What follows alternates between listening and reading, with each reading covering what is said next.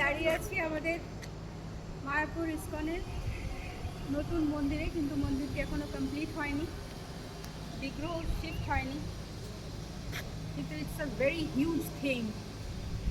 Complete হয়ে গেলে সবাই একবার এসে দেখবেন, এটুকু আশা করব। আমার তো ভালো লাগে, যেটা মেন বিগ্রহ সেটা এখনো যেখানে ভগবান ছিলেন সেখানেই আছেন। তবে এই মন্দিরে কবে শিফট হবেন উনি জানি না, আমরা এখনো সেই ভগবানের দর্শন পাইনি, আশা করছি পাবো।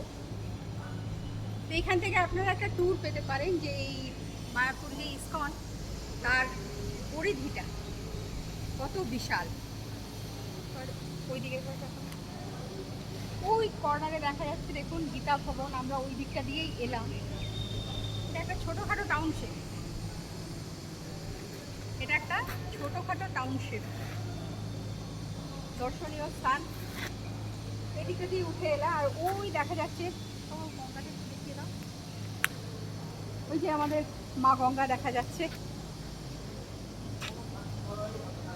এবার আমি আস্তে আস্তে নেমে যাব।